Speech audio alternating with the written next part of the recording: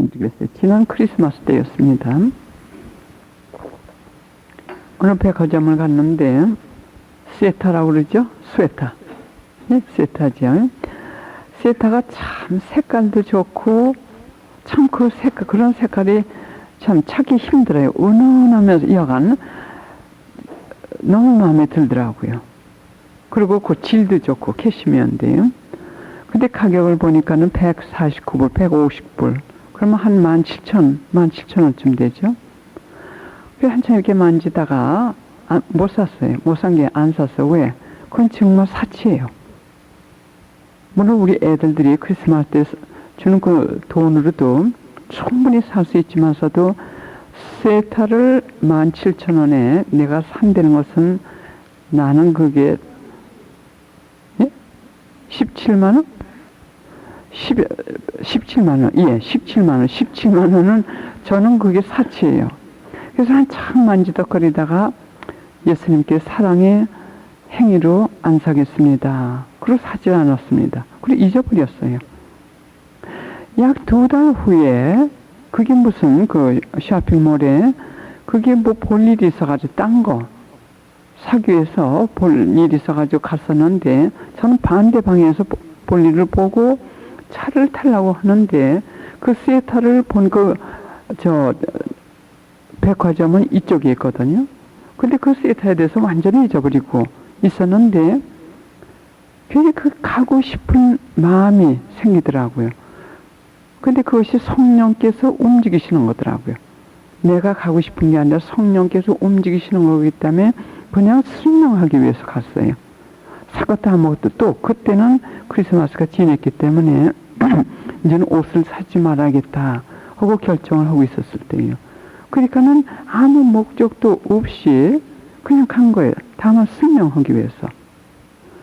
근데 스웨터는 저쪽 끝에 있었는데 괜히 이쪽 그 백화점에 들어가자마자 초입에 왼쪽으로 들어가가지고 이렇게 가고 싶기 때문에 그래 따라간 거예요. 성령께서 감화하시는 대로 그대로 따라간 거예요. 근데 내가 그 크리스마스 때 사지 못했던 그 스웨터가 거기 있더라고. 똑같은 스웨터가 거기 있더라고. 똑같은 스웨터. 근데 그게 세일이 돼가지고 3분의 1 가격이더라고요. 50불. 그러니까 하나님께서 사주시는 게 확실한 거예요. 그래서 샀어요. 그래서 이렇게 하나님께 대한 사랑의 행위로 우리가 작은 걸 바칠 것 같으면은 하나님께서 그걸 주실 때 다른 방법으로 주세요. 왜냐면 하나님께서 원하시는 것은 바로 이 위에 있는 이겁니다. 영혼을 깨끗하게 우리가 만들고 하나님께서 이끄시는 대로 우리가 따라가야만 우리가 가장 완전한 행복에 가기 때문에 그러니까 모든 것에서 이탈하기를 원하세요. 하나님 뜻 아닌 거. 그래서 그 스웨터를 하나 예를 들 때 저는 포기를 한 거거든요. 이탈을 했죠. 그 갖고 싶은 그 마음을 갖다 끊었기 때문에 이탈을 했어요. 그렇군요. 하나님을 따라갔기 때문에 패스가 된 거예요. 하나님께서 그 시험하시는데 패스가 된 거예요. 제가 그 스웨터가 사고 싶어가지고 막 집착을 했다든지 뭐 이렇게 구실을 해가지고 살라고 했다든지 그럴 것 같으면 사지 못하게도 막으셨을 거예요. 그러나 이탈을 했기 때문에 거룩한 무관심으로 이거는 하나님 앞에 내가 이거는 사치다 하고 사지 않았기 때문에 결국은 내가 그 정말 사고 싶었던 그 심정을 아시는 하나님께서 나를 그렇게 사랑하시는 하나님께서 그 얼마나 애석하셨겠어요. 그 스웨터 하나 제대로 사 입지 않을 때. 그러니까 사주신 거라고요. 그래서 이런 것이 계속 되니까는 우리가 뭐 포기하고 싶어서 포기하는 게 아니라 자꾸 포기하기 싫은 걸 억지로 하는 게 아니라 자꾸 이렇게 하나님께 대한 사랑으로 더 해드리고 있어요. 그 보너스가 더 와요. 몇 배로 쏟아집니다. 그 힘으로 하나님께 빨려 들어가는 거예요. 그래서 여러분들께 계속 제가 말씀드린 것은 뭐냐면 우선 이 위에 있는 5가지 만사를 그렇게 해보세요. 그러면 치유가 많이 되시고 지원의 복이 많이 되시고 지금 여러분들이 가지고 계신 문제가 많이 해결될 것을 믿습니다.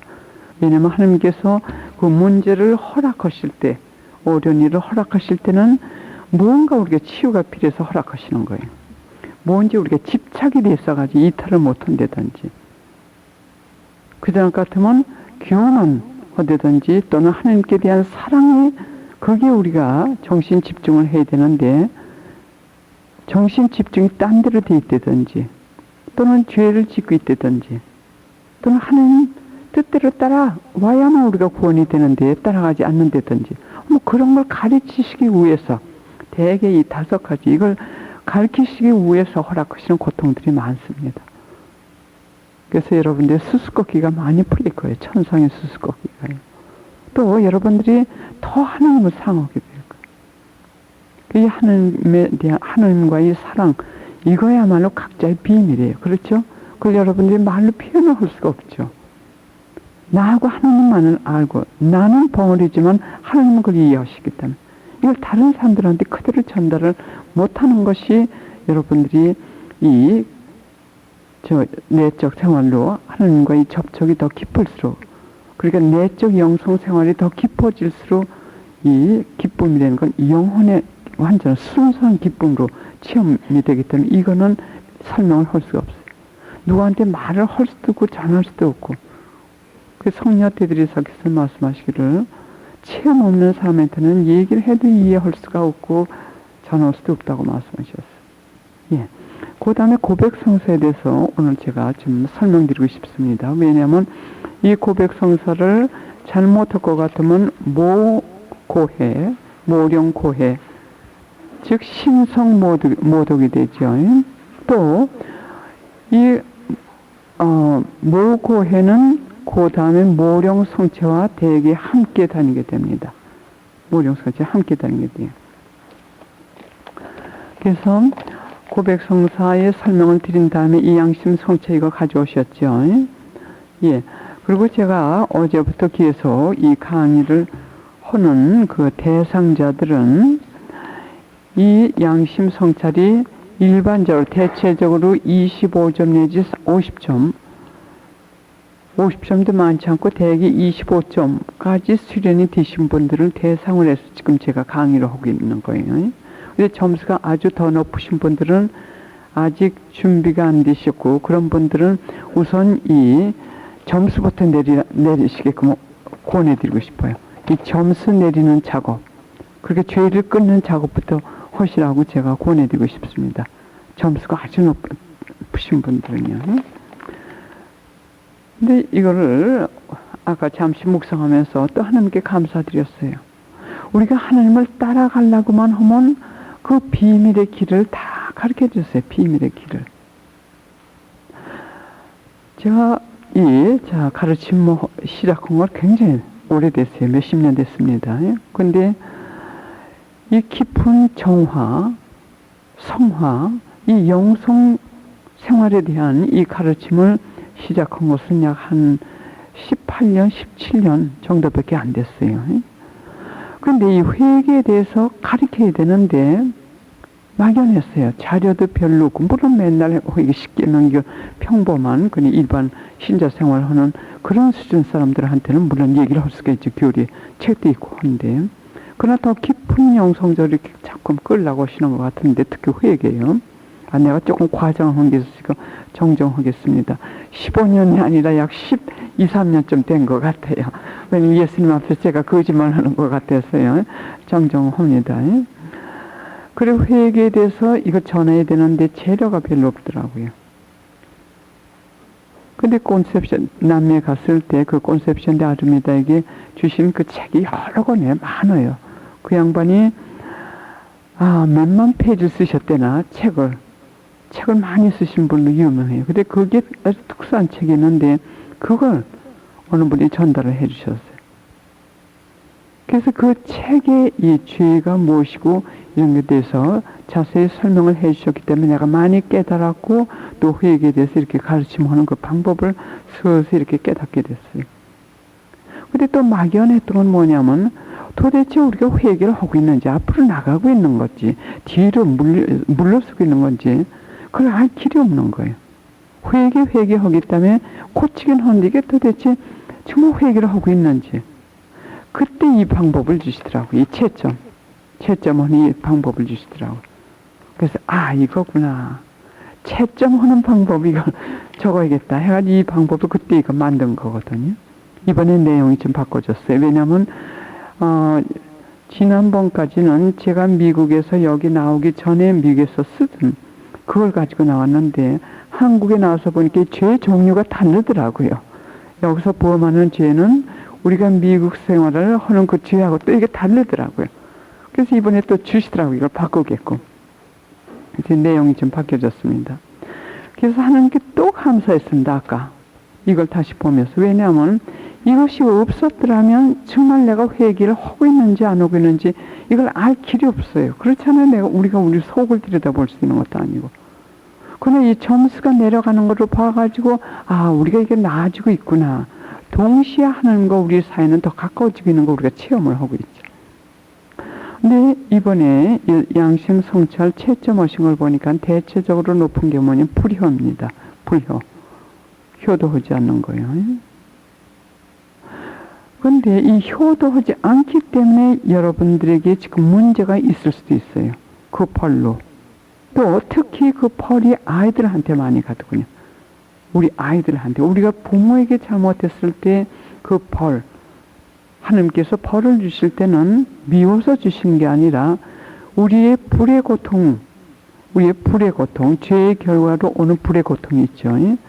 우리가 죄를 질 것 같으면 두 가지 고통이 따게 되죠. 이름의 고통, 하나님께서 멀리 떠나시고, 또 하나는 불의 고통은 우리의 고통이나 우리의 희생, 어떤 여하간 그 고통이라든지 이걸 통해서만 우리가 그걸 갚을 수가 있어요. 그리고 우리가 고통을 받게 되는 것이 바로 그 죄의 결과로 오는 불의 고통 때문에 고통이 오는 경우가 많이 있어요. 그러면 그 고통이 나에게만 오는 것이 아니라 내가 사랑하는 자녀들에게 많이 가더라고요. 그 불의 고통이라든지 하나님께서 벌을 주실 때는 무서워요. 예수님께서 뭐라고 말씀하셨냐면 지금은 당신께서 당신 우란으로 우리를 불러들이기 위해서 친절하시고 너그러우시고 참 이렇게 자상하시고 이거 부드러우시고 허심하셔도 어느 날 갑자기 무서운 심판자로 우리 앞에 나타나실 때가 있으니까는 이 점 잊지 말라고 하셨어요. 그러나 그것을 우린 지금도 우리 체험하죠. 우리 하나님하고 이렇게 생활하면서 준엄하시고 무서운 심판자로 나타나실 때가 많아요. 우리 영혼 안에서. 즉 견책하실 때, 견책하실 때. 우리가 뭘 잘못해가지고 견책하실 때. 저는 그런 거 체험 많이 해서 왜? 옛날에 그 지은 죄 그 결과로 고통을 이렇게 주실 때 그게 뭔지도 몰랐죠. 그냥 고통만 돌아가시라고 문을 두들기는 거예요. 예수님의 문을 두들기. 기도로 퍼붓는 이 고통 돌아가시고 이 고통을 거두어 가시라고. 그러나 거둬 가실 수 없는 고통이더라고. 왜?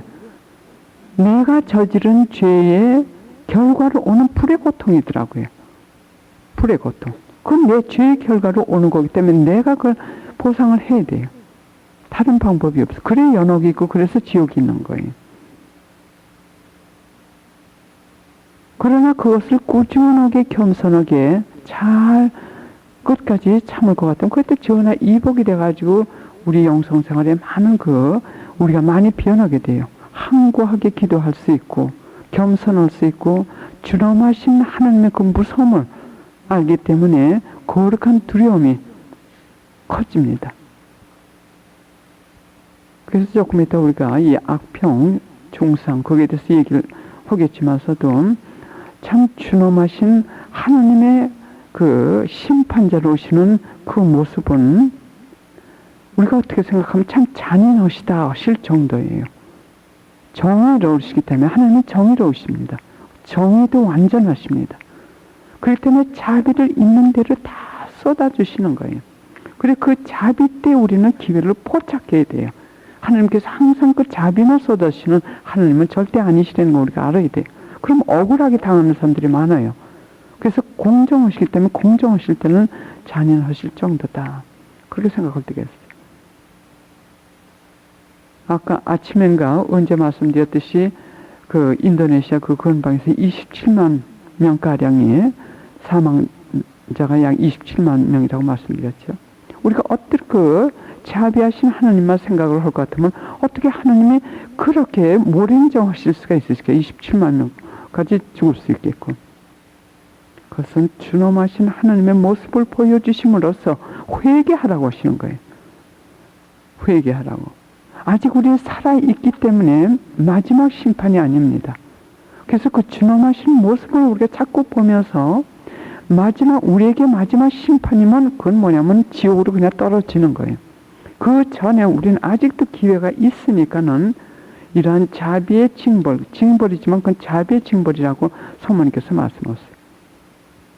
우리가 회개할 수 있는 그 자비를 우리가 너무 안 듣기 때문에 부드러운 방법으로 자상하신 방법으로 사랑의 방법으로 그렇게 우리에게 호소를 하시면서도 인간이 듣지 않기 때문에 듣지 않고 계속 죄를 짓고 살기 때문에 이렇게 준엄하신 방법으로 심판자의 그런 모습으로 우리에게 보여주시면서 회개를 지금 재촉하시는 그 시대가 바로 지금 이 시대예요.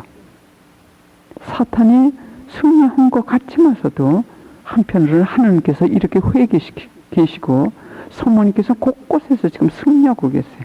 이런 준엄하신 하나님의 그 모습과 동시에 이 다락방 모임, 영적 다락방 기도회, 그 안에서 쏟는 그 기도의 힘 등등으로 하나님과 성모님께서는 지금 물론 승리하시죠.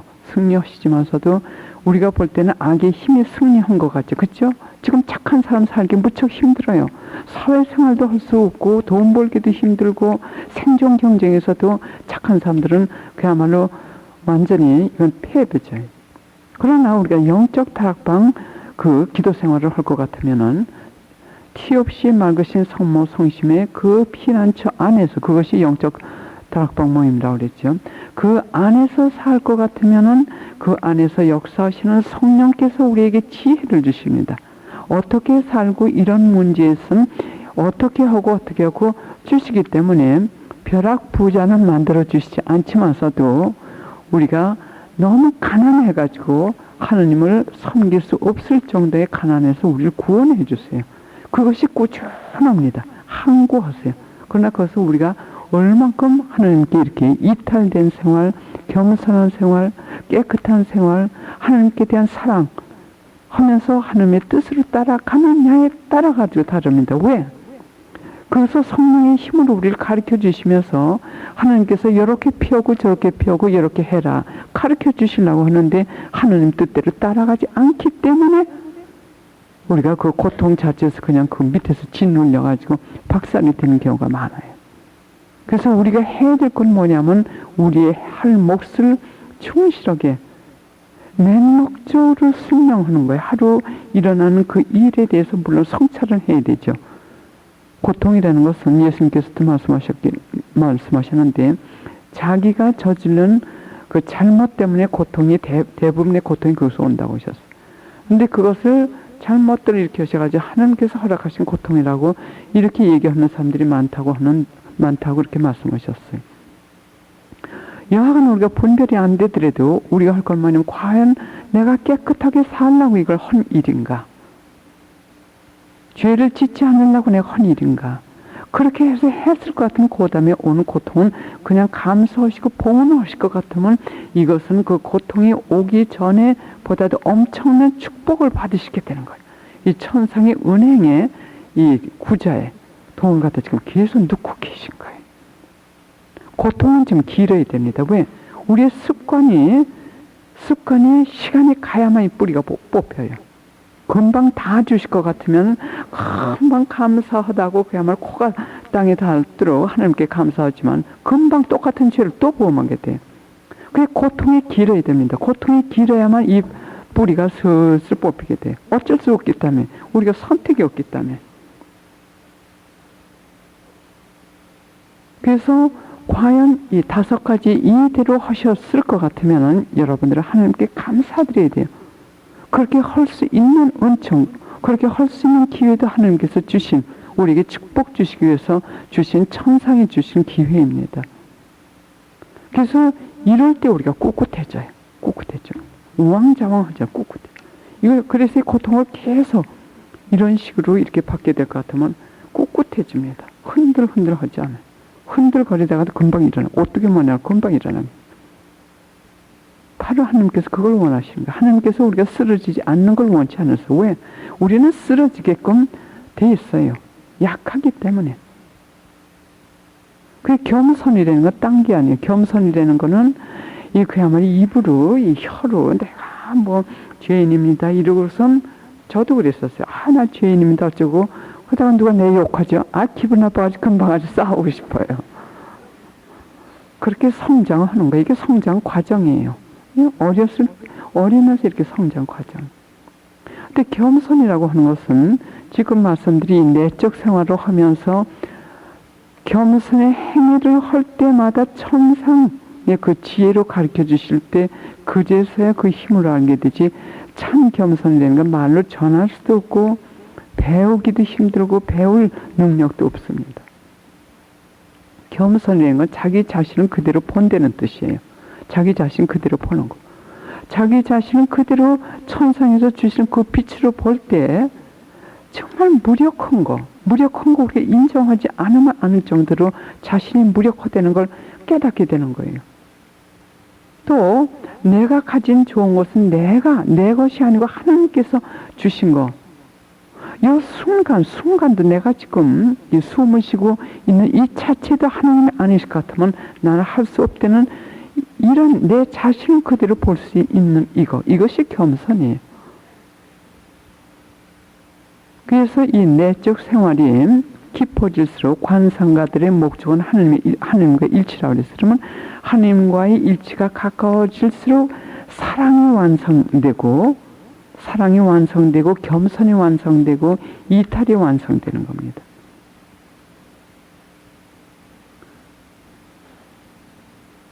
그래서 이 하나님과의 접촉이 가까울수록 참 자꾸 숨고 싶은 생각뿐이에요. 숨고 싶은 생각. 왜? 창피스러워서 자꾸 숨고 싶어요. 그래서 저도 참 이렇게 성장 과정을 지금 계속 성장하고 있는 것 같은데, 그 초창기만 하더라도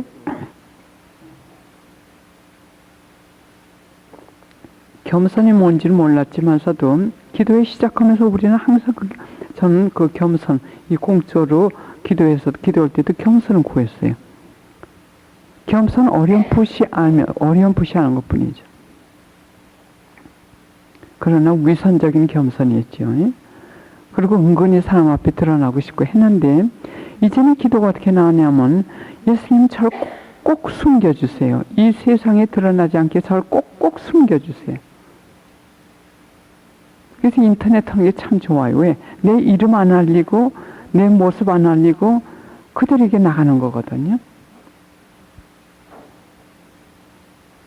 그래서 우리가 겸손이라고 하는 건 내 무력함, 내 그 주태, 나 있는 그 모습을 볼 수 있는 것이 그게 겸손입니다. 그래서 하나님 가까이 갈수록 내가 얼만큼 하나님께 의존하지 않으면 살 수 없다는 거, 이걸 알려주시기 때문에 참 하나님이 더 저거고 하나님께 대한 거룩한 두려움이 더 생기는 거예요. 하나님 놓치면 어떡하나, 하나님이 준엄하신 심판자로 또 나에게 나타나시면 어떡하나, 매 맞기 전에 참 야근 청직에 대해서 말씀하셨듯이 매 맞기 전에 내가 처리를 잘해야겠다 등등으로요. 그리고 이 불효에 대해서 제가 말씀드리다가 이 말씀이 나왔는데, 저는 참 불효였습니다. 근데 하나님께서 또 은총을 주셨어요. 돌아가시기 전에, 우리 부모님들이 돌아가시기 전에 한 2년 동안, 그 짧은 기간이었지만서 내가 마음껏 해드릴 수 있을 만큼 그 은총을 주셨어요. 그래서 돌아가신 다음에도 참 그렇게 큰 아쉬움은 별로 없어요. 왜? 그 짧은 기간이라도 해드렸기 때문에. 만약 그 기간 동안 내가 해드리지 않을 것 같으면 이게 생전한이 됐을 거예요. 생전한. 또 나는 생전한이 되는 것뿐만 아니라 내적 고통을 받으면서 그 벌을 받았어야 될 거예요. 왜? 생전해 계셨을 때 안 했기 때문에 그 벌로. 그래서 시부모님이든 또는 자기 친정 부모든지 간에 이 하나님께서 집회서를 통해 가지고 하신 이 말씀을 우선 들어보시고 그 다음에 그 효도하실 수 있는 그 은총을 구하시고 늦지 않았으니까는 여러분들이 지금 기회가 주어진 거니까는 우리의 불효 때문에 받고 있는 그 불의 고통이 있지 않나. 그럼 그걸 보상을 하시고 또 불효를 또 여간 부모님들이 잘못해 오셔가지고 뭐 내가 이게 감정이 상하고 혼날 것 같으면 바로 아까 말씀드린 이거예요. 사랑의 행위, 겸손의 행위 또는 이탈 등등 이 하나님께 대한 사랑의 행위를 해보시라고요. 힘만 주시는 것이 아니라 기쁨을 주셔요. 그러면 이 부모하고 우리 사이에 이것도 치유가 됩니다. 그렇지 않을 것 같으면 여러분들이 생전 부모님께 여러분들이 효도 못한 것을 생전 아이들을 통해 가지고 그 고통을 우리가 죽을 때까지 받을 그런 또 그게 많이 있습니다. 근데 아침에도 말씀드렸듯이 우리는 계속 수련이 돼야 돼요. 부모로서도 마찬가지예요. 부모로서도 애들을 한 20대까지 이렇게 키워주죠. 그럼 그 다음에 우리가 수련을 시작해야 돼요. 뭐냐면 그 아이들을 하나님께 맡기고 나는 이제 간섭하지 말아야겠다. 지나친 간섭을 초월하고 기도로 간섭은 더 하시죠. 기도로 간섭은 더 하셔야 돼요. 기도를 더 많이 해주셔야 된다는 뜻이에요. 그러면 성인이 다 된 그 자녀들을 다루는 방법이 이제 전과 달라야 돼요. 이제 우리가 죽어야 되고 우리가 하나님께서 주신 소명이 거의 끝나가니까는 우리는 육체적으로 뒤로 물러서면서 감성적으로 감정적으로 뒤로 물러가면서 우리가 계속 기도로 이 자녀들을 위해서 기도해 줘야 됩니다. 근데 저도 이 실수를 했기 때문에 체험담이에요. 근데 20세쯤 될 것 같으면 하나님께서 어느 정도 그 자녀들을 창조하실 때 그 목적을 갖다가 수행하게끔 적극적으로 밀어주는 그때예요. 그러면 아이들을 우리가 바라는 그 방법하고 하나님께서 창조하신 그 목적하고 목적하고 다를 때가 많아요. 근데 이걸 내 뜻대로 하려고 그야말로 내 뜻 설명하려는 등 그장 같은 말 안 듣는 등 또 그냥 막 자기 그 사이즈 우리가 원하는 그 패런 그 안으로 꾸겨 누르려고 할 것 같으면은 나도 망치고 그 아이도 망치고 하나님의 계획도 망치게 돼. 그래서 아이들이 성장할 것 같으면 부모의 입장으로는 어떤 수련을 하냐면 자꾸 이제 겸손하게 이제 내 중요 잡은 거의 다 끝나고 하나님께 이제 맡기고 난 물러서야겠다. 하고 이제 우리는 듣는 자세로 있어요. 또 저쪽에서 필요로 할 때 그때 이렇게 도와주는 내 방법에는 이게 다 수련이더라고. 또 시어머니가 돼도 그렇고 장모가 돼도 그렇고 장모의 위치가 어떤 건지 아직까지 저는 우리 사위하고 이게 굉장히 사이가 좋아요. 왜? 저는 처음부터 미국에서 살았는지 그건 모르지만 하나님 주신 은총인지는 모르지만 사위 그러니까 딸을 딱 결혼한 다음에 딱 남으로 제가 생각을 했어요. 그리고 무조건 딸한테는 남편 말 들으라고 모든 남편 막. 그리고 저는 지금까지도 사위 편이에요. 지금까지도. 그리고서는 항상 이 두 사람들은 나하고 이제 떨어진 사람들이고, 그러니까 존중을 하게 되죠. 존중을 하게 되고. 그러니까 사위가 또 참 좋아해요. 또 사위도 착하고요. 그게 수련이 되기 때문에 지금도 수련을 하고 있어요. 지금도. 한 20년이 지금 됐는데도 지금 계속 제가 수련하고. 왜냐면 여러 가지 사건이 생기죠. 사건이 생길 것 같으면, 이런 경우에는 나는 이제 엄마가 아니라, 이 딸이라고 해가지고 딸의 그 생활을 갖다 내가 직접적으로 개입을 해서는 안 되고, 내가 여기 소외감을 좀 느끼고 섭섭하더라도, 이건 내가 수련을 해야 되는구나. 이제는 이 출가한 딸의 엄마기 때문에 내가 수련하고 자꾸 내가 이렇게 이제 물러서고, 독립을 시키고, 그리고 여자는 남편한테 순종하는 게 좋기 때문에 남편한테 자꾸 이렇게 또 문제가 있을 것 같으면 저한테 딸이 저한테 이렇게 얘기를 할 것 같으면 자꾸 남편하고 의논하라고 하고 이렇게 밀어주고요. 그러니까 남편이 그러니까는 딸이 저한테 혹시 부부간에 화가 난다더니 저한테 무슨 얘기를 할 수가 없어요. 왜? 남편하고 의논하라고 다 밀어주거든. 그럼 나는 네 남편 편이니까는 저라고 하니까는 참 좋은데 제가 말씀드리려고 하는 건 뭐냐면 수련이 필요하더라고요. 저도 싫어지면서 실패하면서 또 일어나면서 그렇게 수련을 하고 아직도 계속 하고 있습니다. 그래서 여기는 겸손이 필요한 거예요. 또 하나님께 대한 사랑, 또 죄 짓지 않으려고 하는 깨끗함, 또 그것도 하나님께서 허락하신 거기 때문에 일어났다 생각을 하고 같으면 여러 가지 위로가 많이 돼요. 위로가 많이 돼요. 소외감을 느낀다든지 또는 섭섭한 감이 있었다든지 또는 기분 나쁜 일이 있었다든지 한다 하더라도 이거는 하나님께서 나의 선을 위해서 허락하신 거기 때문에 하나님 당신께 대한 사랑으로 내가 이걸 하겠습니다. 할 것 같으면은 그 사람들은 미워했던 게 다 없어지고 그 다음엔 겸손의 행위까지 나오게 돼요. 이렇게 될 것 같으면 이것이 참 치유입니다. 영구적인 치유.